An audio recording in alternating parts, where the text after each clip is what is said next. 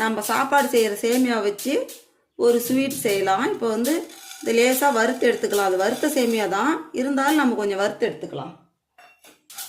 சிம்மிலே வச்சு வறுத்து எடுத்துக்கலாம். கருகாமல் வறுக்கணும். கொஞ்சம் வறுத்தது தான், சூடானா கூட போதும். கொஞ்சம் வறுபட்ட மாதிரி கொஞ்சம் செவந்து வர அளவுக்கு வறுத்து எடுத்துக்கலாம்.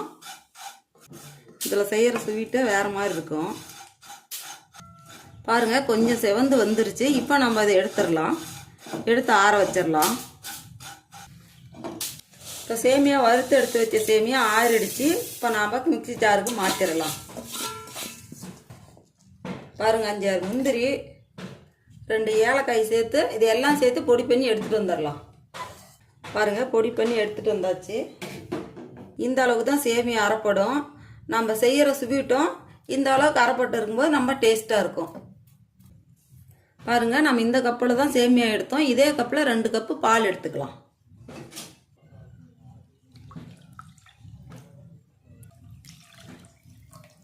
பாருங்கள், பாலுக்கு நல்லா கொதிப்பட்டு போச்சு. இப்போ நம்ம அரைச்சி வச்சிருக்க சேமியாவை அதில் கலந்துக்கலாம்.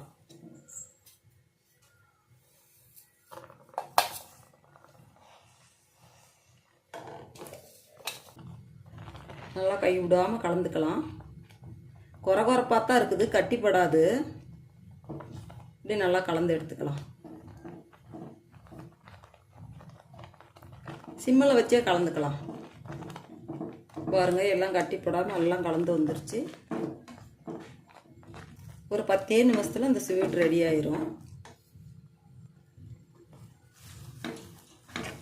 பாருங்க, எல்லாம் வந்துருச்சு, எல்லாம் கலந்து போச்சு. இப்போ நம்ம 1 கப்பு நாட்டு சக்கரை கொட்டிக்கலாம். அதில் உங்களுக்கு நாட்டு சக்கரை வேணாலும் போட்டுக்கலாம், இல்லை நம்ம சீனி வேணாலும் போட்டுக்கலாம். வெல்லம் வேணுனாலும் காய்ச்சி வடிகட்டி இதில் சேர்த்துக்கலாம். இது எல்லாம் கலந்து விட்டுடலாம். இந்த சேமியாவில் செய்கிற ஸ்வீட்டு அவ்வளோ டேஸ்ட்டாக இருக்கும். பாருங்கள், எல்லாம் கலந்தாச்சு. ஓரளவுக்கு எப்படி கெட்டி பதம் நல்லா வந்துருச்சு. இப்போ நம்ம நெய் இதில் சேர்த்துக்கலாம்.